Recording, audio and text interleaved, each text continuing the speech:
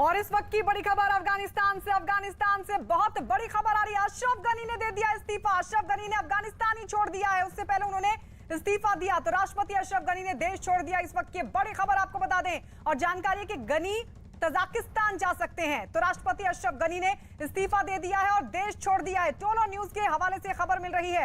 अफगानिस्तान में तालिबान राज और इस सब के बीच जो बहुत बड़ी खबर मिल रही है उसके मुताबिक अशरफ गनी ने इस्तीफा दे दिया है, अफगानिस्तान छोड़ दिया और अब ये जानकारी मिल रही है कि वो तजाकिस्तान जा सकते हैं, वहां पर जाकर शरण ले सकते हैं।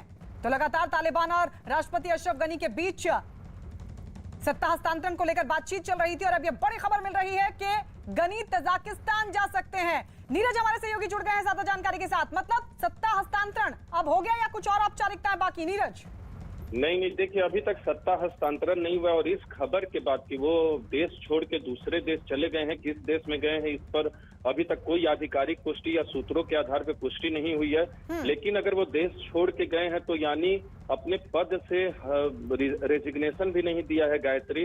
इसका मतलब ये हो सकता है वो निर्वासित जीवन व्यतीत करें। आमतौर पर ऐसा होता है जब तालिबान या सैन्य बलों के सैन्य ताकत के बल पे किसी देश पे अधिकार कर लिया जाता है तो वहां के राष्ट्र प्रमुख देश छोड़ के भाग जाते हैं और वो निर्वासित जीवन व्यतीत करते हैं। इसका मतलब ये भी हो सकता है कि जो डेलीगेशन तालिबान का गया था, जिसकी पुष्टि वहां के न्यूज चैनलों ने की थी, ये अब अहम रखता है कि क्या वो डेलीगेशन राष्ट्रपति गनी से बात सीधे किया या फिर उनके प्रशासन के दूसरे लोगों से, क्योंकि उन्हीं की सरकार के एक मंत्री का बयान आया था कि स्मूथ ट्रांजिशन होगा, किसी तरह का वायलेंस नहीं होगा अफगानिस्तान में। तो यानी संदेश एक तालिबान को था। लेकिन अब जो है गनी की खबर टोलो न्यूज, जो कि वहां का स्थानीय न्यूज चैनल है, 24x7 न्यूज चैनल है, उसकी रिपोर्ट को अगर माने तो वो कजाकिस्तान जा सकते हैं या वहां गए होंगे। तो ये रिपोर्ट है, अभी थोड़ा और इंतजार करना होगा डिटेल्स का। मतलब अभी इस्तीफा दिया है, इस बात की पुष्टि का क्या नीरज अभी भी इंतजार करना होगा अगर वहां के न्यूज चैनल्स ये बात चला रहे हैं तो? देखिए बिल्कुल आधिकारिक तौर पे तो इंतजार करना होगा, क्योंकि टोलो न्यूज ने कहा है कि वो देश छोड़ के गए हैं। टोलो न्यूज ने भी अभी तक इस बात की पुष्टि आधिकारिक तौर पे नहीं की है कि उन्होंने रेजिग्नेशन दिया है कि नहीं, इस्तीफा दिया है कि नहीं। अगर इस्तीफा देते तो सत्ता हस्तांतरण जब होता तो उसमें शामिल होते, उसके बाद भी वो देश छोड़ के भाग सकते थे। या फिर तालिबान के आने वाले वक्त में तालिबान उनके साथ कैसा सलूक करता, इन तमाम चीजों की आशंकाओं की वजह से। ठीक है नीरज, आप नजर बना के रखिएगा, अपडेट के लिए लौटेंगे। तो अभी ये टोलो न्यूज जो कि वहां का न्यूज चैनल है उसके हवाले से खबर मिल रही है कि इस्तीफा दे दिया है और अफगानिस्तान छोड़ दिया, लेकिन अभी तक इस पर आधिकारिक पुष्टि होना बाकी है। लेकिन अफगानिस्तान में तालिबान की दहशत का दायरा लगातार विकराल रूप ले रहा है। तालिबान के हथियारबंद लड़ाकों का काफिला जहां जहां से गुजर रहा है वहां डर का माहौल बन रहा है। खबर यह है कि तालिबान के काबुल के दरवाजे तक पहुंचते ही शहर में गोलियों की आवाजें सुनाई देने लगी हैं। हालांकि खुद तालिबान की तरफ से किसी भी तरह की हिंसा न किए जाने का दावा किया जा रहा है, लेकिन जो हालात बनते दिख रहे हैं वो इस बात की साफ तस्दीक कर रहे हैं कि अफगानिस्तान में मुसीबतों का काउंटडाउन शुरू हो चुका है।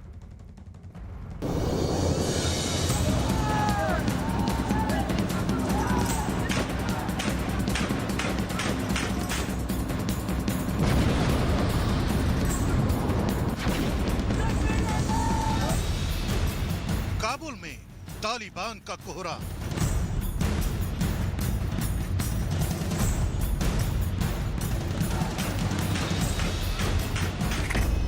चारों तरफ से घिरा काबुल।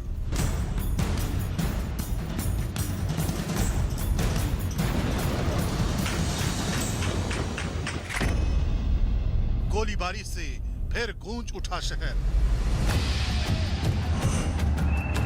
अफगानिस्तान में जैसे जैसे वक्त गुजर रहा है वैसे वैसे तालिबानी लड़ाकों के वर्चस्व का दायरा बड़ा होता जा रहा है। आलम यह हो चुका है कि तालिबान के लड़ाके अपने लाओ लश्कर के साथ काबुल के दरवाजे तक पहुंच गए। काबुल के चारों कोनों को तालिबान ने अपने शिकंजे में कस लिया है। ये 5 तस्वीरें अफगानिस्तान में तालिबान की दहशत को साफ बयां कर रही हैं। कहीं तालिबानी लड़ाकों ने शहरों पर कब्जा करना शुरू कर दिया है तो कहीं अमेरिकी विमान को तालिबान ने अपने कब्जे में ले लिया है। इस बीच एयरपोर्ट पर भगदड़ वाले हालात भी पैदा हो गए हैं, जबकि अमेरिकी दूतावास में आग लगने की भी खबर आ रही है। इन सब के बीच तालिबान की तरफ से भी एक बयान जारी किया गया है। तालिबान ने अपने बयान में कहा है राजधानी काबुल एक बड़ा और घनी आबादी वाला शहर है, इसलिए इस्लामिक अमीरात के मुजाहिदीन का इरादा युद्ध से शहर में प्रवेश करने का नहीं है, बल्कि शांति से काबुल में प्रवेश करने के लिए दूसरे पक्ष से बातचीत करना है। हम दोहराते हैं कि इस्लामिक अमीरात का किसी से बदला लेने का कोई इरादा नहीं है। काबुल प्रशासन में सैन्य और नागरिक क्षेत्रों में सेवा करने वाले सभी लोगों को माफ कर दिया गया है और सभी सुरक्षित हैं। किसी के खिलाफ जवाबी कार्रवाई नहीं की जाएगी। सभी को अपने घर में रहना चाहिए और देश छोड़ने की कोशिश नहीं करनी चाहिए। اون زمانی که یک توافق در کابل صورت نگیره، در افغانستان صورت نگیره، ما به همه شما اطمینان میدم که امنیت کابل تامین است. فرزندان شما، نیروهای امنیتی شما، همه مردم آماده دفاع از کابل هستند. इतना ही नहीं, तालिबान के एक प्रवक्ता ने अपने लड़ाकों को कुछ बेहद अहम निर्देश भी दिए हैं। इस निर्देश के मुताबिक तालिबान के लड़ाकों को काबुल के गेट पर तैनात रहने को कहा गया है। तालिबान के लड़ाकों से कहा गया है कि शहर के अंदर ना घुसे। काबुल की सुरक्षा की जिम्मेदारी अफगानिस्तान सरकार की है। तालिबान काबुल में लड़ाई नहीं करेगा। उधर तालिबान के प्रवक्ता सुहेल शाहीन ने अपने लोगों से संपत्ति को नुकसान नहीं पहुंचाने की अपील की है। उन्होंने सरकारी दफ्तरों, उपकरणों, पार्क, सड़क और पुलों को नुकसान नहीं पहुंचाने को भी कहा है। साथ ही किसी को भी निजी तौर पर कोई नुकसान नहीं पहुंचाने की अपील की है। हालांकि इसके साथ साथ सभी पर सख्त नजर रखने को भी कहा गया है। भले ही तालिबान काबुल में शांति का संदेश देने का दावा कर रहा है, लेकिन तालिबान के इरादों से लोग लगातार खौफ जदा हैं। इसी कड़ी में तालिबान ने कंदहार में अमेरिका के एक सैन्य विमान का वीडियो जारी किया है। तालिबान का दावा है कि उन्होंने कंदहार में कब्जे के बाद इस विमान को भी अपने कब्जे में ले लिया है। तालिबान की ओर से जारी इस वीडियो में कुछ और विमान भी खड़े दिखाई दे रहे हैं। तालिबान के खतरनाक इरादों के बीच राष्ट्रपति अशरफ गनी ने लोगों से न डरने की अपील की है। बावजूद इसके लोगों की दहशत कम होने का नाम नहीं ले रही है। واضح است که امنیت ملی در پهلوی پلیس و اردوی ملی مثل که بازی به دفاع و عریضه به هدایت دادیم. مسئولیت امنیت تمام شهروندای ما رو به عهده بگیرن. این مسئولیت ماست و ما این مسئولیت با وجه احسن انشاءالله تعالی ادا میکنیم. Right now it's fine. The people is good with them. They said everyone can go to school, the girls, the boys. Life is normal, but in the future we don't know. I'm not afraid of them. We are not the people who will, go back to the dark era. Kabul में तालिबान के घुसने के साथ ही लोगों में भी अफरा तफरी का माहौल है। जिन इलाकों में पहले से ही तालिबान ने कब्जा कर लिया था, वहां पहले से ही सैकड़ों लोग काबुल में शरण ले चुके हैं। काबुल की सड़कों पर ऐसे ही सैकड़ों लोग अपने परिवार के साथ नजर आ जाएंगे। इन लोगों के पास न तो रहने की जगह है और न ही खाने पीने का कोई सामान। परेशान लोग छोटे छोटे बच्चों को लेकर काबुल की सड़कों पर रहने को मजबूर हैं। इन लोगों को अपनी जान बचाने की चिंता तो है ही, छोटे बच्चों को बचाने और उनके लिए खाने पीने का इंतजाम करना भी इन लोगों के लिए मुश्किल हो रहा है। بالا زندگی جو دیگه چه رقم میباشه خودتون دیده رایید نه بالا روز هفته و شب خانه است نه فرش است نه ظرف است نه کدام کمپلی است نه خوراکی صحیح است اینجا یعنی میال 20 رو بعد جیب ما مونده بود دیگه ایران مونده بودیم چی کنیم پای جای کسی کون بده نه تا 20 رو ما چی بکنیم کی رو تو فلای خورده کی ناله वहीं दूसरी ओर अमेरिकी सेना की टुकड़ियां अपने राजनयिक और कर्मचारियों को देश से बाहर ले जाने के लिए वहां पहुंच रही हैं। अमेरिका ने 5000 सैनिकों को भेजा है जो अफगानिस्तान से अमेरिकी नागरिकों की वापसी में मदद करेंगे और उन्हें विमान सुविधा और सुरक्षा मुहैया कराएंगे। ये सैनिक अमेरिकी राजनयिकों और कर्मचारियों को अफगानिस्तान से सुरक्षित बाहर निकालने में जुटे हैं। इस बीच अमेरिकी राष्ट्रपति जो बाइडेन ने तालिबान को संदेश भेजा है कि अगर अमेरिकी राजनयिकों को कोई परेशानी हुई तो तालिबान को कड़ी कार्रवाई का सामना करना होगा।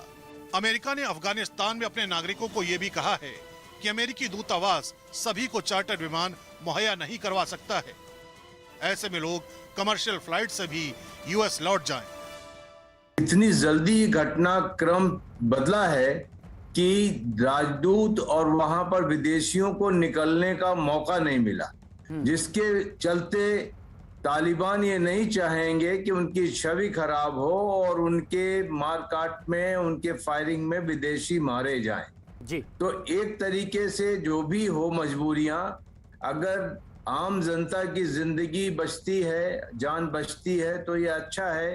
हाँ। और जाहिर सी बात है कि मौजूदा सरकार आज कोई बड़ा फैसला लेगी और तालिबान को सत्ता सौंप देगी।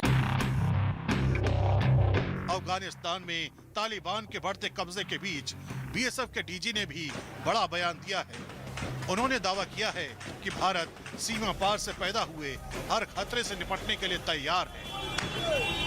Taliban is spreading their wings in Afghanistan. Are you expecting or you are prepared for any threat along with the Pakistan border? When we prepare our security plan for the border, we keep into consideration all situations emerging across the border. Afghanistan में जिस तरह से तालिबान के लड़ाके अपना वर्चस्व कायम करते जा रहे हैं, उस वजह से सबसे ज्यादा मुश्किल आम लोगों को उठानी पड़ रही है।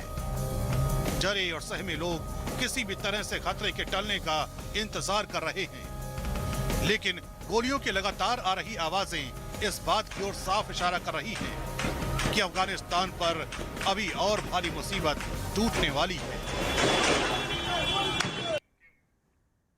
तो जिस हकीकत से दुनिया डर रही थी, वही तस्वीर अब और डराने लगी है। पहले ये माना जा रहा था कि अफगानिस्तान सेना तालिबान को रोक सकती है, लेकिन जो तस्वीरें अफगानिस्तान से बाहर आ रही हैं, उन्हें देखकर तो लगता है कि अफगान सेना तालिबान से लड़े बगैर ही ताश के पत्तों की तरह बिखर रही है।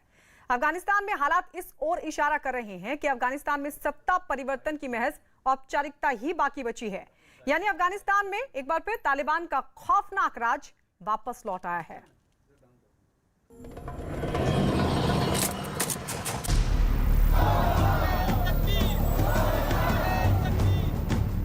हजारों लोग बिना खाना का दर्द है और उसके बाद गोली मारता है और जब खूबसूरत लड़का है उसको बोलता है हमारा साथ चलो।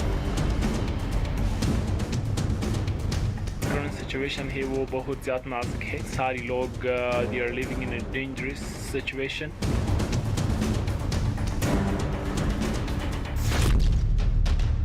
काबुल पर तालिबान काबिज।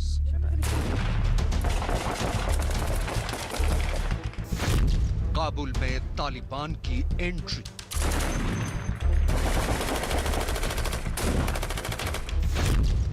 अफगानिस्तान में तालिबान राज।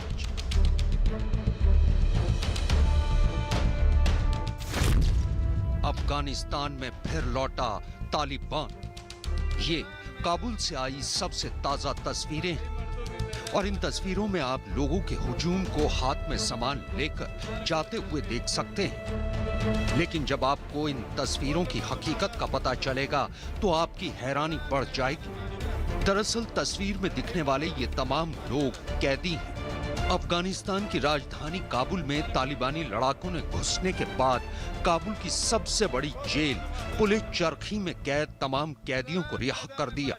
मतलब साफ है कि तालिबान ने अभी से ही अपनी मनमर्जी करनी शुरू कर दी है। अफगानिस्तान से आई इन तस्वीरों को देखकर तो आपकी हैरानगी और भी बढ़ने वाली है। ये दक्षिण अफगानिस्तान के कुनार सूबे के असदाबाद शहर की तस्वीरें हैं। इन तस्वीरों में लोगों की भीड़ पत्थरबाजी कर रही है। दरअसल शहर के लोग अफगानिस्तान की सेना की गाड़ियों में सवार सैनिकों पर पत्थर बरसा रहे हैं। खबर के मुताबिक ये वो सैनिक हैं जो अफगानिस्तान के राष्ट्रपति अशरफ गनी के लिए तालिबान से नहीं लड़ना चाहते, लिहाजा वो शहर छोड़कर भाग रहे थे। इसी दौरान जब ये सैनिक गाड़ियों में सवार होकर शहर से निकल रहे थे तो लोगों ने उन पर पत्थरबाजी शुरू कर दी। लोगों के गुस्से से बचने और अपनी जान बचाने की गरज से भाग रहे सैनिकों ने हवा में गोलियां भी चलाई। खबर के मुताबिक तालिबान के लड़ाके काबुल शहर में घुस चुके हैं और अफगान सरकार और तालिबान के बीच सत्ता परिवर्तन की महज औपचारिकता ही बाकी बची है। लेकिन काबुल के बाशिंदे अपनी सुरक्षा को लेकर डरे हुए हैं। Right now it's fine. The people is good with them. They said everyone can go to school, the girls, the boys.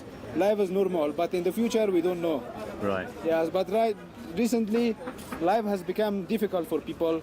People worried about how the way Taliban treat us before and now it's a little different. Kabul का थोड़ा सा ठीक है, बाकी provinces ठीक है। बाकी province में क्या हालत है? प्रोविंस में तो लड़ के प्रोविंस तालिबान ने अपने हाथ में लिया, बट काबुल को प्रोविंस मतलब कैपिटल ऑफ अफगानिस्तान को काबुल को हमारे गवर्नमेंट ने बगैर कोई लड़ाई, बगैर कोई फायरिंग, बगैर कोई अटैक तो तालिबान को दे रहे।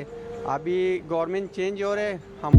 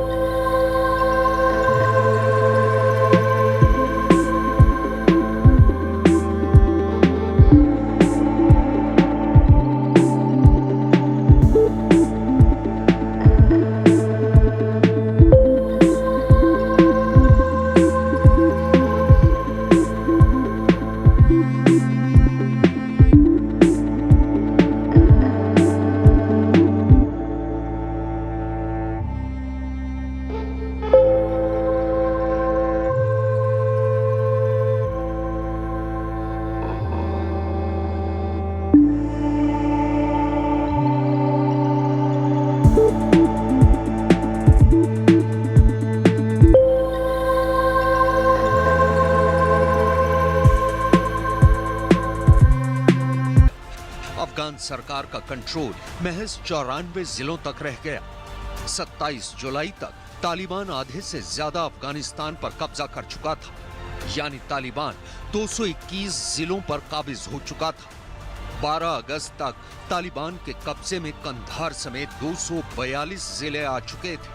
15 अगस्त 2021 को तालिबान ने काबुल में एंट्री कर ली, यानी 15 अगस्त तक तालिबान अफगानिस्तान के 34 में से 29 सूबों पर अपना कब्जा जमा चुका था। हैरानी तो इस बात की है कि तालिबान के लड़ाकों ने महज 4 महीने के वक्त में पूरे अफगानिस्तान पर करीब कब्जा जमा लिया।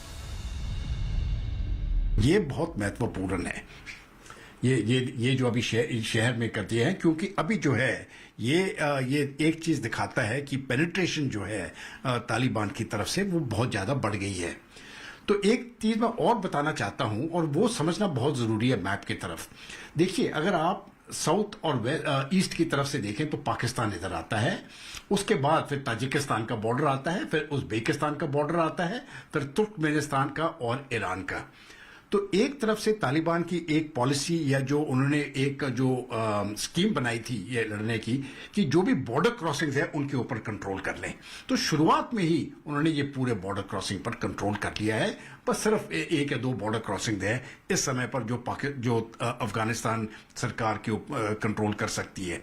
इससे क्या उनका मकसद था कि काबुल में वो एक तरह से घेराव इस प्रकार से लगा दें कि काबुल जो है जो सीज जिसको बोलते हैं, एक तरह से सीज सिटी हो जाए और यहां पर इनका पेट्रोल, पानी, खाना, राशन वगैरह सब आना बंद हो जाए, जिससे कि सरकार अपने आप ही हथियार छोड़ देगी।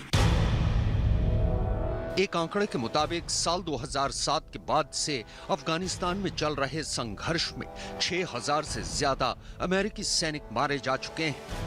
अफगानिस्तान की जंग में 1000 से ज्यादा नेटो सैनिक मारे गए। इस जंग में करीब 47,000 अफगान नागरिकों की जान गई। वहीं करीब 73,000 अफगान सैनिकों और पुलिस वालों की भी मौत हुई। इस दौरान 10,000 से ज्यादा तालिबानी लड़ाके भी मारे गए। रक्षा विशेषज्ञों के मुताबिक तालिबान इस वक्त पिछले 20 साल में सबसे ज्यादा मजबूत हालत में है। उसके पास 1 लाख लड़ाके हैं।